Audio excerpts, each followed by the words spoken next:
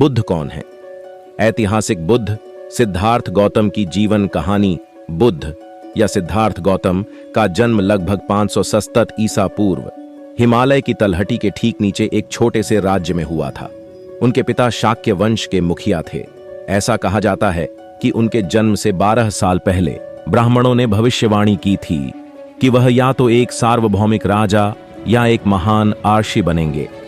उन्हें सन्यासी बनने से रोकने के लिए उनके पिता ने उन्हें महल की सीमा में ही रखा।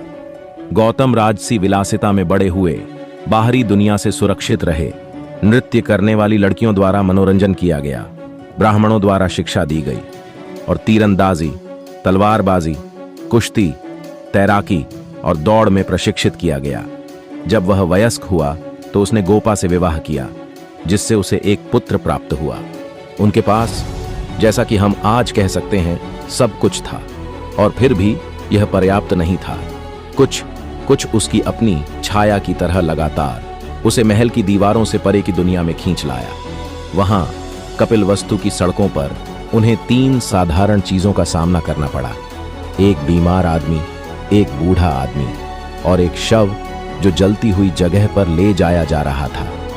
उनके आराम के जीवन में किसी भी चीज ने उन्हें इस अनुभव के लिए तैयार नहीं किया था। जब उनके सारथी ने उन्हें बताया कि सभी प्राणी बीमारी, बुढ़ापे और मृत्यु के अधीन हैं, तो उन्हें आराम नहीं मिला। जैसे ही वह महल में लौटा, वह एक साधु के वस्त्र पहने हुए और एक साधु का कटोरा लेकर सड़क पर शांति से चलते हुए एक भटकते हुए साधु के पास से गुजरा। फिर उन्होंने पीड़ा की समस्या के समाधान की तलाश में महल छोड़ने का संकल्प लिया। अपनी पत्नी और बच्चे को बिना जगाए चुपचाप विदाई देने के बाद वह जंगल के किनारे पर चला गया। वहां उन्होंने अपनी तलवार से अपने लंबे बाल काट दिए और अपने अच्छे कपड़ों के बदले एक तपस्वी के साधारण वस्त्र ले लिए। मुक्ति की खोज।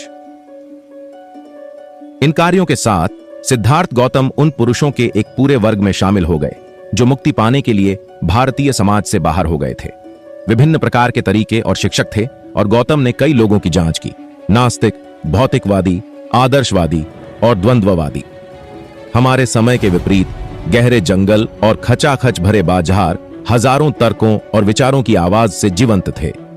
गौतम अंततः 2 शिक्षकों के साथ काम करने लगे। अर्दा कलामा से, जिनके 300 शिष्य थे, उन्होंने सीखा कि शून्यता के क्षेत्र में प्रवेश करने के लिए अपने मन को कैसे अनुशासित किया जाए। लेकिन भले ही अर्दा कलामा ने उन्हें एक समान के रूप में रहने और पढ़ाने के लिए कहा, उन्होंने माना कि यह मुक्ति नहीं थी और चले गए। इसके बाद सिद्धार्थ ने उद्रका रामपुत्र से सीखा कि मन की एकाग्रता में कैसे प्रवेश किया जाए, जो न तो चेतना है और न ही बेहोशी।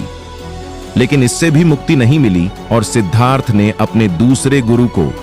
गौतम अंततः 2 शिक्षकों के साथ काम करने लगे।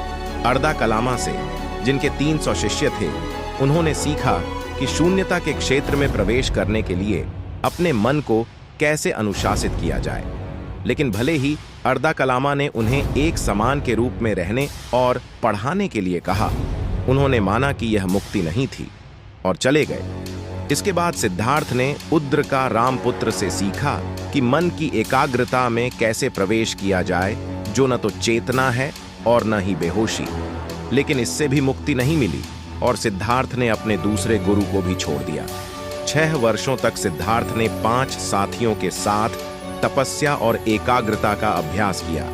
वह निर्दयता पूर्वक गाड़ी चलाता था, दिन में चावल का केवल 1 दाना खाता था, दिमाग को शरीर के विपरीत रखता था। उसकी पसलियां उसके बर्बाद मांस में चिपक गईं और वह जीवित से अधिक मृत लग रहा था।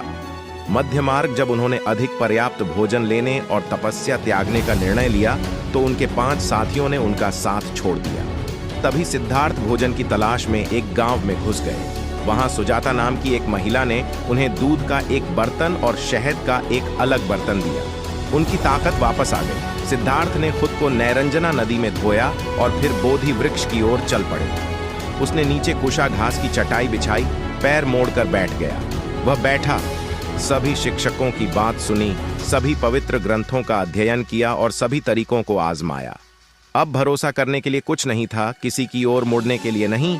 कहीं जाने के लिए नहीं।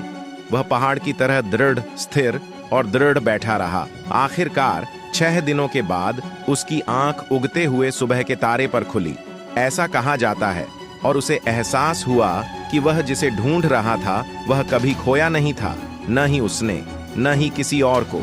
इसलिए हासिल करने के लिए कुछ भी नहीं था, और इसे हासिल करने के लिए अब कोई संघर्ष भी नहीं था। आश्चर्य का आश्चर्य, उन्होंने कथित तौर पर कहा था, यह आत्मज्ञान सभी प्राणियों का स्वभाव है और फिर भी वे इसकी कमी के कारण दुखी हैं। तो ऐसा हुआ कि सिद्धार्थ गौतम 35 साल की उम्र में जाग गए और बुद्ध बन गए जागृत व्यक्ति, जिन्हें शाक्य मुनि के नाम से जाना जाता है। 7 सप्ताह तक उन्होंने मुक्ति की स्वतंत्रता और शांति का आनंद लिया।